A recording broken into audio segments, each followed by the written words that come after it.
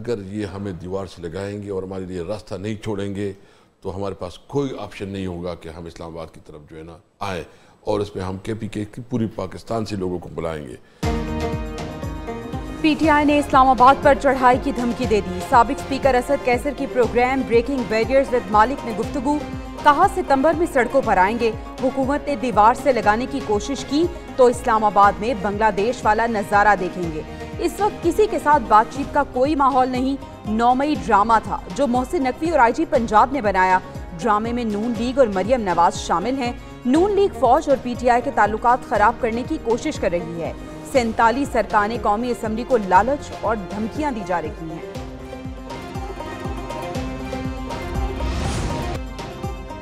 माफी मैं क्यों मांगूं, मुझसे मांगी जाए। मुझे एहलकारों ने गिरफ्तारी के वक्त घसीटा।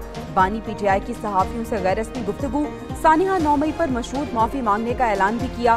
कहते हैं पहले 9 मई की CCTV फुटेजेस सामने लाई जाएं। फुटेजेस से जुर्म साबित हुआ तो माफी मांगेंगे। 9 मई में कोई कारकुन मुलविस हुआ तो पार्टी से निकाल देंगे। बानी PTI का जमान पाक में पेट्रोल बम इस्तेमाल करने का एतराफ। मजीद कहा फॉर्म 47 वाली हुकूमत से बात नहीं करेंगे। पाकिस्तान के हालात बांग्लादेश से ज्यादा खराब हैं।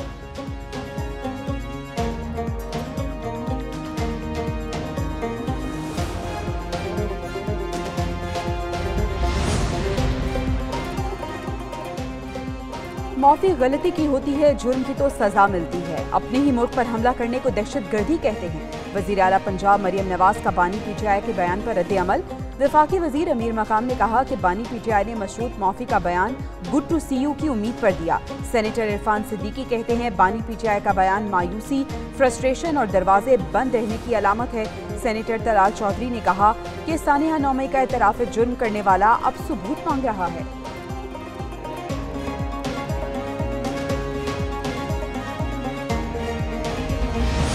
CCTV फुटेज जो है वो सामने लाएं और उसके बाद कोई PTI का शख्स मुलव्वस हुआ तो फिर देखते हैं। 9 मई की CCTV फुटेजेस से सब कुछ वाज़ेह हो जाएगा। ऑपोजिशन लीडर उमर अयूब की पार्लियामेंट में सहाफियों से गुफ्तगू। कहा PTI के रहनुमा तो 9 मई के लोगों को इमारतों के अंदर जाने से रोक रहे थे। इनके नाम तो पहले ही ECL में हैं, बाकी सबके भी होने चाहिए। हसीना वाजिद हेलीकॉप्टर पर भारत चली गई। इस्लामाबाद से हेलीकॉप्टर भी काम नहीं आना। लाहौर से हेलीकॉप्टर अमृतसर जा सकता है।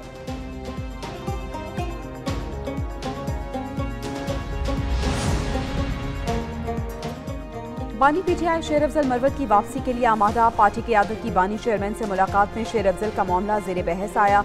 बानी PTI का जायजा लेकर नोटिफिकेशन पर 1 हफ्ते में नजरसानी का इंदिया। शेर अफजल का सऊदी शहजादे के मुतालिक बयान नाकाबिले बर्दाश्त करार दिया। यू टर्न वाले रिमार्क्स और पार्लियामेंट में गैर जरूरी बयानात को भी बर्दाश्त नहीं कर सकता। शेर अफजल को अभी निकाला तो ये पार्टी के खिलाफ इस्तेमाल हो सकता है। जहांगीर तरीन, अलीम खान, परवेज खटक, कौन चौधरी के बाद शेर अफजल इनके पास आखिरी पत्ता था।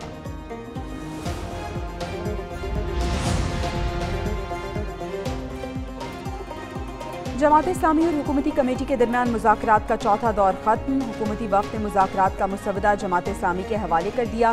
लियाकत बलोच बोले हुकूमत के पास IPPs के मामले पर नजरसानी के अलावा कोई ऑप्शन नहीं। अवाम के मसाइल को ना समझा गया तो नुकसान मुल्क को होगा।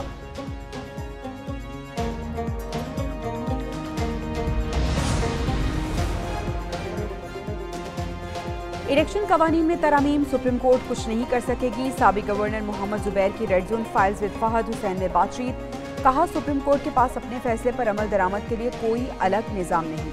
हुकूमत आइन में तरामीम के लिए 2/3 अक्सरियत देना चाहती है।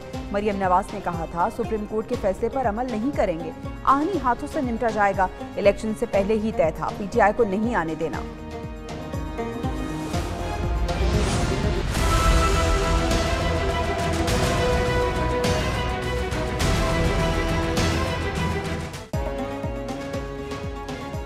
सुप्रीम कोर्ट का मखसूस नशिस्तों का फैसला। इलेक्शन कमीशन ने 2 नजरसानी दरख्वास्तें दायर कर दी। 12 जुलाई के फैसले पर नजरसानी की इस्तदा। दरख्वास्त में मौक़िफ़ इख्तियार किया। इंसाफ के तकाज़ों के लिए अदालत फैसले पर गौर करके फैसला वापस ले। सुप्रीम कोर्ट इलेक्शन कमीशन आइन के आर्टिकल 218 में मुदाखलत नहीं कर सकती। इलेक्शन कमीशन ने 39 अरकान की हद तक फैसले पर अमल कर दिया। इलेक्शन कमीशन ने नजरसानी केस में कानूनी टीम को तब्दील कर दिया।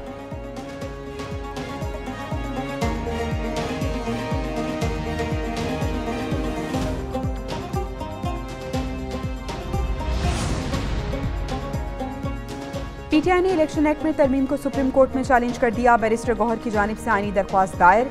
इलेक्शन एक्ट तरमीम कलअदम करार देने की इस्तदा। दरख्वास्त में मौक़िफ़ अपनाया। मखसूस नशिस्तों की फहरिस्तें इलेक्शन कमीशन जमा करा दी। दूसरी सियासी जमातों को अलॉट करने से रोककर तहरीक इंसाफ को अलॉट करने का हुक्म दिया गया। अपोजिशन लीडर उमर अयूब कहते हैं इलेक्शन एक्ट में तरमीम तहरीक इंसाफ का रास्ता रोकने की भोंडी कोशिश है।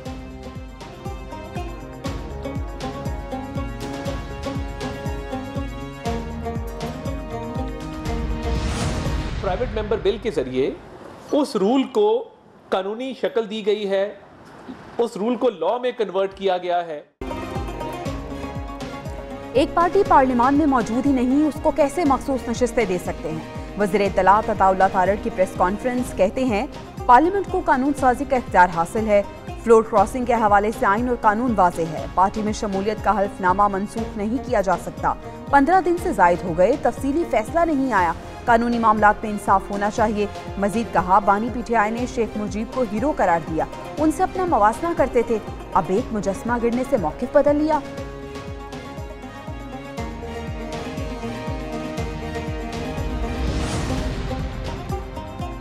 इसराइल तमाम हदें पार करके पागलपन पर उतर आया। आज ईरान में इस्माइल हनिया को निशाना बनाया तो कल कोई और मुल्क निशाना होगा। नायब वज़ीर आज़म इसहाक डार का जद्दा में OIC के इजलास से खिताब। कहा फ़लस्तीन में इसराइल की जारी जंग पूरे खित्ते को लपेट में ले सकती है। इसराइल फ़लस्तीनियों पर मज़ालिम ढा रहा है। इसराइल को तमाम मज़ालिम पर जवाबदेह होना पड़ेगा।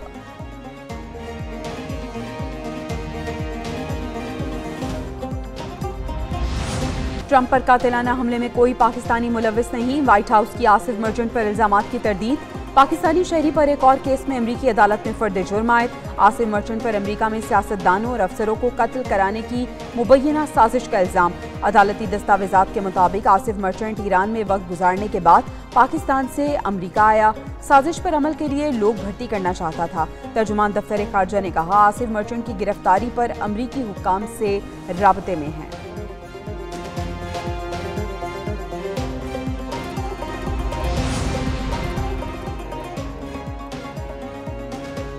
बांग्लादेश में अबूरी हुकूमत बन गई। नोबेल इनाम याफ्ता माहिर इक्तिसादियात डॉक्टर मोहम्मद यूनुस सरबराह मुकर्रर। आर्मी चीफ वकारुज़्ज़मा कहते हैं मुल्क में सूरत हाल बेहतर हो रही है। 3-4 रोज में हालात मामूल पर आ जाएंगे। अबूरी हुकूमत के सरबराह मोहम्मद यूनुस तलबा और सियासी रहनुमाओं से बातचीत की है। मोहम्मद यूनुस की वापसी पर अबूरी हुकूमत जुमेरात की रात तक हलफ उठा लेगी। अबूरी हुकूमत 15 मेंबरान पर मुश्तमिल होने का इम्कान है। साबिक वज़ीर आज़म खालिदा ज़िया कहती हैं फाशिस्ट हुकूमत से निजात मिल गई। अब ऐसा बांग्लादेश बनाना है जहां अमन, तरक्की और खुशहाली हो। मुल्क के बेशतर हिस्सों में मानसून की मजीद बारिशें। लाहौर, इस्लामाबाद और रावलपिंडी में बादल खुलकर बरसे। रावलपिंडी में नशेबे इलाके ज़ेरे-आब। रेन इमरजेंसी नाफिज। गुजरावाला, शेखुपुरा, कसूर और दीगर इलाकों में भी बादल बरसे। खैबर पख्तूनख्वा और बलूचिस्तान में बारिशों से तबाही। बलूचिस्तान में हादसात में 6 अफराद जाँ बहक। चित्राल में कई आबादियां ज़ेरे-आब। शाहराह कागान महानरी के मकाम पर बदस्तूर बंद। बल्तिस्तान में लैंडस्लाइडिंग, कई गाड़ियां फंस गईं। रोजान में दर्जनों बस्तियां ज़ेरे-आब।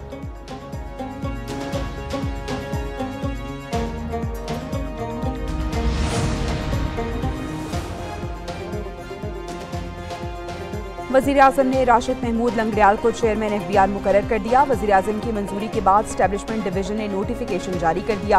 वफाकी काबीना ने भी राशिद लंगड़ियाल को चेयरमैन FBR बनाने की मंजूरी दे दी। Rashid Mahmood Langrial secretary revenue division के तौर पर काम कर रहे थे।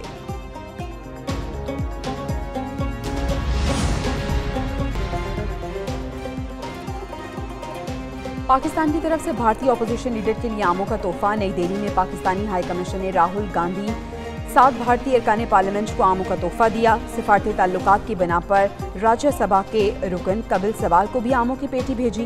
कांग्रेस के रहनुमा शशि थरूर, समाजवादी के मुहिबुल्लाह नदवी, जियाउर रहमान भारत, गाजीपुर के MP अफजल अंसारी और इकरा हसन को भी आमों की पेटियां भेजी गईं।